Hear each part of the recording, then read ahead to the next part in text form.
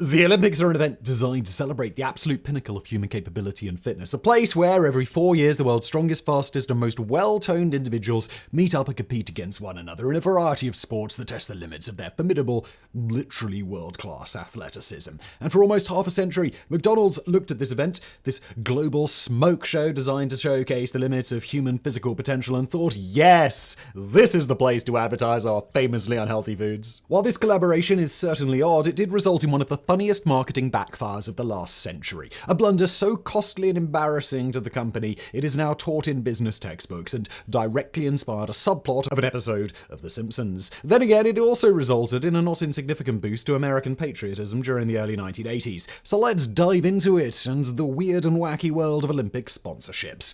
Just before we get back into Simon talking about the weird and wacky world of Olympic sponsorships and how on earth McDonald's felt they fit into that, a sponsor that would fit right in there is this video's in levels. According to a recent study done at the University of North Carolina Gilling School of Global Public Health, only about 12% of adult Americans are currently metabolically healthy, which is a huge problem given one of the single biggest predictors of how long you will live, how good you'll feel while living, and likelihood of developing or not a host of health issues along the way is your metabolic health. That's where Levels comes in. You can't manage what you don't measure, and that's in part what Levels does simply and easily. It's an insanely cool metabolic health app I've been using daily for several months now that does everything from quick food, calorie, nutrient, sleep, and exercise tracking to pairing with continuous glucose monitors and deep blood panel analysis, taking all that data and analyzing it to give you a clear picture of where your metabolic health is at right now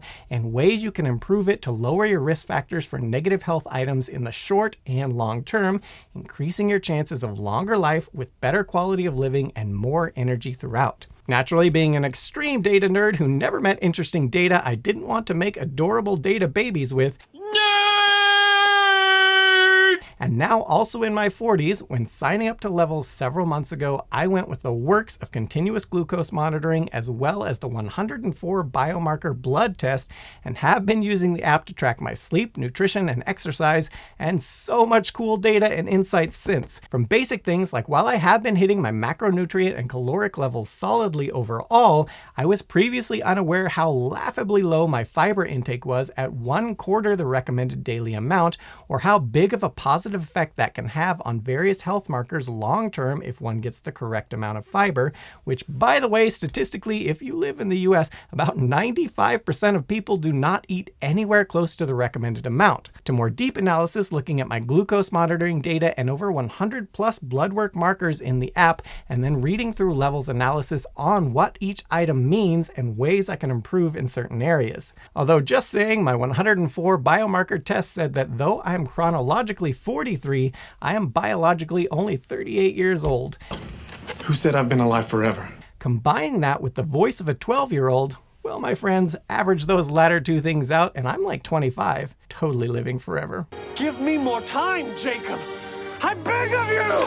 So if you too are a data nerd wanting to live forever so you can someday experience the world of Star Trek: The Next Generation, or just want to see about improving your metabolic health through data-driven analysis of where your body is presently at so you can meet and keep up with your grandbabies, Levels is currently offering viewers of this channel an additional 2 free months of the Levels annual membership when you use our link levels.link/brainfood. This discount won't last long, so if you've been interested in learning more about and improving your metabolic health, go check it out now. To begin with, the idea of the Olympics, of all things, being sponsored by a fast food company might sound weird to some, especially given that the event is specifically designed to be both politically neutral and focused on celebrating physical excellence, neither of which can really be used to describe McDonald's, an enduring symbol of America, capitalism, and whatever the opposite of health and fitness is. But this is something the Olympics, as an entity, has been deftly sidestepping with all the grace of the athletes that compete in it every 4 years, because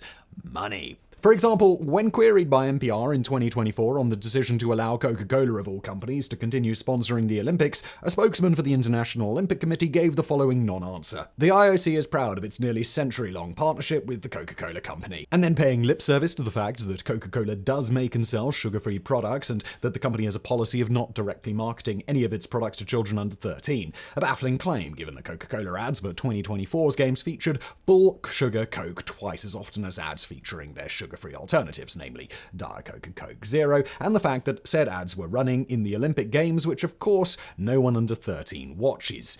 Right? That directly qualifier doing a lot of heavy lifting in the quote. Then there's the company Heineken, a leading producer of beer that sort of smells like piss, in our opinion, who courted controversy when they became an official sponsor of the 2012 Games in London. Now you'd assume the controversy was because the Olympics, of all places, is hardly a fitting place to advertise beer, but no, most people were annoyed because Heineken is a Dutch company and people felt that a British brewery would be a more suitable sponsor for an event partially intended to showcase Britain on the world stage. This was even more controversial, given that as part of the deal Heineken struck with the IOC, they were granted exclusive pouring rights for the duration of the 2012 Games, meaning no other brand of beer was allowed to be sold at the Olympic venues. This was something enforced by the so-called branding police, working on behalf of the Games organisers, the London Organising Committee of the Olympic and Paralympic Games, or LOCOG. These enforcement officers were empowered by numerous bits of legislation passed in anticipation of the Games in 2006, which literally made it a potential criminal offence to sell, showcase, or even mention a brand that hadn't greased the palms of either the organisers or the IOC. To this end, LOCOG went as far as to inspect every public bathroom in areas cordoned off for events around the UK to make sure the soap dispensers inside belonged to a sponsor of the Games. If they didn't, enforcement officers were instructed to take over the dispenser's logo, and not doing so would technically count as unapproved marketing. Likewise, brands who hadn't flashed the cash to be an official sponsor were allegedly barred from even alluding to the Olympics, with LOCOG said to have sent countless sternly worded letters and cease and desists to companies, brands, and businesses for daring to mention 2012 as in the year, not the Olympics or anything, in a way they didn't approve of. For Americans, think of the absolute shit fit the NFL throws every year when bars and businesses even think of mentioning the Super Bowl. Arguably, the most ridiculous example of just how much power the British government gave to LOCOG, and by extension the IOC, occurred when an LOCOG monitor shut down a marketing photo shoot for the company EasyJet involving British athlete Sally Gunnell. Why? Well, as part of the promotion, Gunnell posed with a British flag in the way she had posed with it on the podium or when she won the gold for the 400-meter hurdles back in 1992, and LOCOG was having approximately none of that, meaning yes, they barred a British athlete from posing with her own flag in an ad because they felt they owned the way she stood with it 2 decades prior. When reached for comment about this, LOCOG gave the stock response about protecting the rights of their sponsors. This said, some companies were able to skirt around the draconian restrictions in place and piggyback off the marketing juggernaut that is the Olympics. Most notably Nike, who launched something they called the Make It Count campaign, which largely involved placing large billboards around the UK featuring images of British athletes they sponsored, along with a motivational quote from said athlete. Coincidentally, Nike kicked off this campaign right as 2012 began, and it ran in the lead up to and during the Olympic Games. Now, presumably, because we're talking about Nike here, a company with a marketing cap higher than the GDP of some of the countries competing in the Games, LOCOG seems to have largely left them alone, which paid dividends for Nike, with a majority of respondents to surveys about Olympic branding awareness noting that they believed Nike were an official sponsor of the Games, which, we're just going to speculate, must have royally pissed off Adidas, who paid a reported $100 million to advertise at the 2012 Games. Something we feel the need to clarify about all this is that the 2012 Games were by no means an outlier in this regard, though they were noted as being particularly extreme, even by the usually heavy-handed standards of the IOC. For example, at the 2016 Rio Olympics 4 years later, rules on athletes working with non-official sponsors were relaxed, allowing them to wear gear from or, just mention their usual sponsors. This stood in stark contrast to the London Games, where athletes risked disqualification if they engaged with or mentioned a non-approved brand. More recently, for the 2024 Games, rules about the sharing of photos and video from the Games by athletes were similarly relaxed, allowing athletes to do things like take selfies on the podium or just share photos of themselves at the Games. In years prior, this was also potentially a disqualifiable offence, as doing so would technically, to quote, contravene lucrative broadcasters' rights. Admittedly, this all sounds pretty annoying, but there's one group of people who do benefit from this desperation on behalf of brands to be associated with the games in one way or another, and that's the athletes. You see, upon entering the Olympic Village in whatever host nation is hosting the Olympics that year, athletes are basically treated like kings and queens, and pretty much everything from coffee to haircuts are free. For example, speaking of Coca-Cola, while there's certainly a conversation to be had about the suitability of a soft drinks manufacturer advertising against an event designed to showcase human achievement and physical excellence, for the athletes, this sponsorship translates to a small fob that grants them an unlimited amount of free Coke products from countless vending machines located throughout the Olympic Village. Athletes can similarly help themselves to an unlimited amount of snacks and food at the village dining hall, which, as you might expect, given the global nature of the games, offer an almost unparalleled selection. To quote American fencer Kat Holmes on the matter,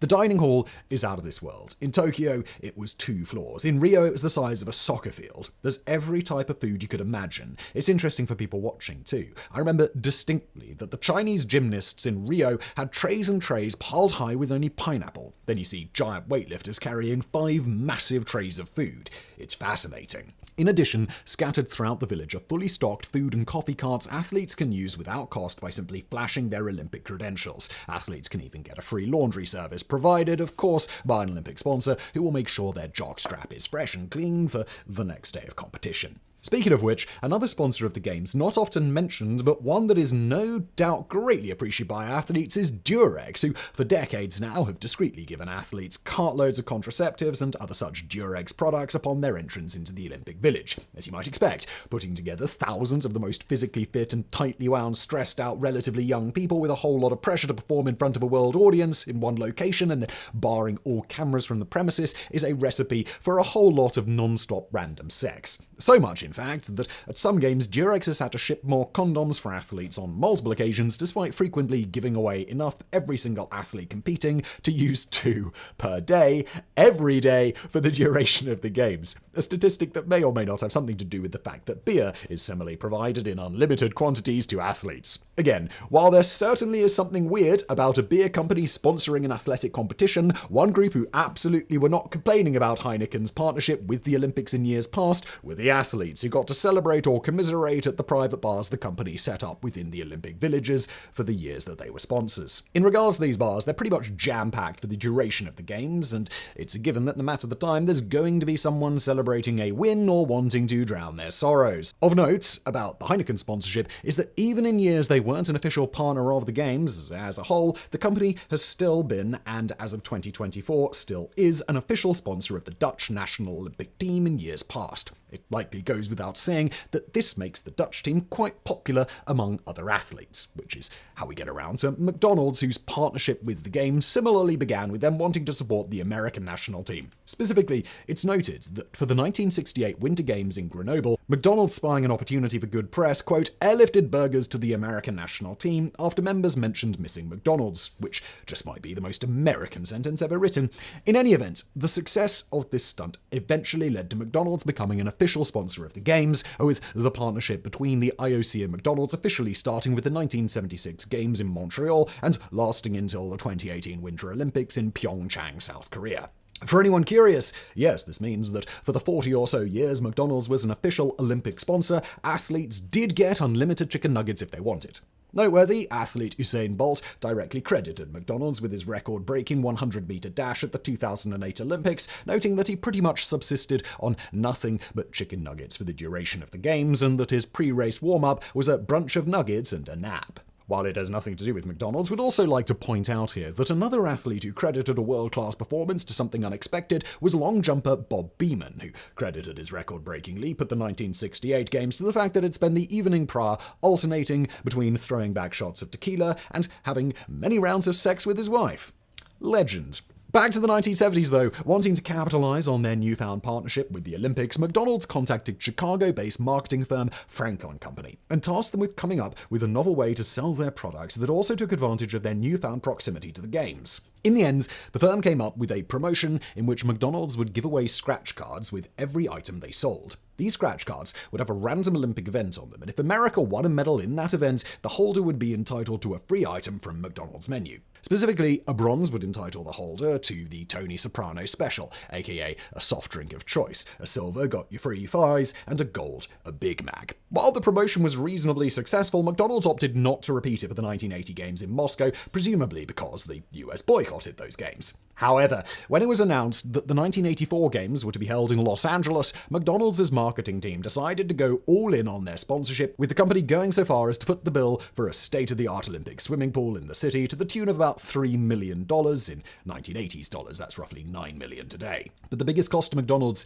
ended up being the revival of their 1976 food giveaway promotion, which they marketed using every American stereotype that you can think of short of a bald eagle doing donuts on the White House lawn while screeching out "God bless America" and knocking back a Bud Light. For example, one ad showed the company's flagship burger, the Big Mac, sitting atop a podium like a triumphant athlete. Another showed a small girl draped in an American flag punching out a professional boxer after being promised a free portion of fries. This one does make you wonder, given the stigma against such a professional boxer punching a little girl, that if in a real-life matchup said little girl would soon be declared world champion by virtue of the fact that none of her opponents would be willing to punch her, but she would have no such reticence. But in any event, one thing that was consistent throughout the marketing was the tagline, "When the US wins, you win." The intention from McDonald's was clear, for their product to be synonymous with America kicking ass on the world stage. Even the scratch card McDonald's gave away as part of the giveaway featured the official mascot of the games, Sam the Olympic Eagle, rather than one of their own mascots. Speaking of which, the company even allowed Sam the Olympic Eagle to stand alongside Ronald McDonald in some branding, which is noteworthy because, as we've discussed in the past,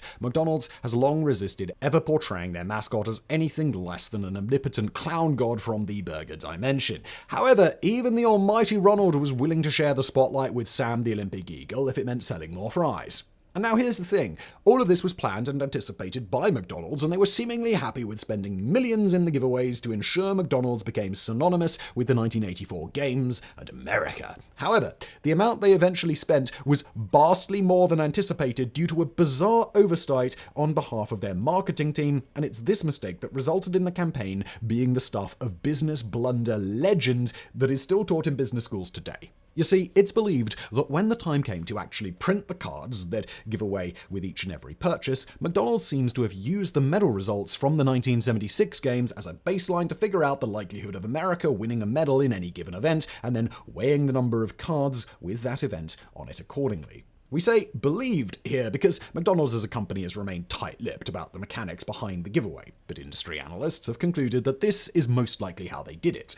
And for some reason, seemingly nobody in the McDonald's marketing department looked at the American boycott of the 1980 Games and thought about the potential of the Soviets similarly following suit at an Olympics hosted by America. And we say this because a huge number of the cards McDonald's ultimately did print for the giveaway seemed to favor events dominated by the Soviets in 1976. Thus, when the Soviets predictably boycotted the 1984 Olympics alongside several other nations, the competition for these events basically became one-horse races, with American athletes dominating most of the events that McDonald's had printed a massive number of their cards for. All in all, America ended up winning some 174 medals, 83 gold, 61 silver, 30 bronze, an Olympic record that stands to this day, breaking the previous record set by the Soviets at the 1980s Olympics. You know, the Games America boycotted. For comparison's sake, at the 1976 Olympics, America won 94, 34 gold, 35 silver, 25 bronze. Interestingly, partially as a result of the countless people who stood to win free burgers if America placed, viewership for historically unpopular sports that the Soviets always won exploded during the 1984 Games, notably wrestling and gymnastics. But there's one more thing we haven't mentioned that likely made this campaign exponentially more costly to McDonald's: the inexplicable decision on behalf of the food giant to hand out promotional scratch cards with the free food people won. This meant that a single purchase of any promotional item on the McDonald's menu offered a high potential for another free item and another throughout the duration of the campaign, and there are stories of customers around the time of the promotion living off McDonald's foods for a couple of weeks after buying a single meal. As a brief aside, as a teenager, the editor of this script, Daven, once took advantage of a similar mistake by Dr. Pepper in the 90s when they used to run a promotion where the caps would have printed underneath either a message that you'd won or a free Dr. Pepper, or asking you to try again, thus making it technically possible for a free Dr. Pepper to produce another free Dr. Pepper. The thing was, if you tipped the bottle just right and held it up to a light, while you couldn't make out the exact words under the cap, you could make out the shape of the group of the words, which was distinctly different for the free soda caps versus the try again ones. Once he figured this out, he thus enjoyed, after a single Dr. Pepper purchase that not so coincidentally had a free cap, countless free Dr. Peppers in the 1990s until they ended that particular promotion and he had to go back to paying like a pleb. But going back to McDonald's, normally when something unexpected like this happens with a giveaway or a promotion, the company behind it will inevitably find a way to weasel out of their obligation or avoid paying out. For example, as we've covered before, there was a time Pepsi accidentally promised about 500,000 Filipinos $40,000 each, in all just shy of $20 billion. And just for the curious, as we ourselves were wondering how that number compared, just for fun, the entire gross domestic product of the Philippines of that year was about $52 billion. Ultimately, instead of paying $40,000 each to nearly 500,000 people, Pepsi counter-offered paying $32 each instead, and got away with it, despite the countless lawsuits that followed. Going back to McDonald's, they absolutely could not do something like that here with millions of winners in their bread and butter nation of America, unlike Pepsi, who was only risking pissing off about 500,000 people in a relatively small market in the Philippines. They likewise couldn't even comment on the fact that several McDonald's outlets literally ran out of burgers and fries because doing so would be akin to admitting they didn't think America was going to win as many medals as it did. And let's just say that during the Cold War, admitting that the company not only expected the Soviets to best America at some events, but actively counted on it happening in the way they printed their scratch cards would not have been a good look. Thus, in the end, unlike Pepsi in the aforementioned Philippines example, McDonald's went ahead and honored all the scratch cards, and whether through such marketing efforts or other reasons, is still today synonymous with America.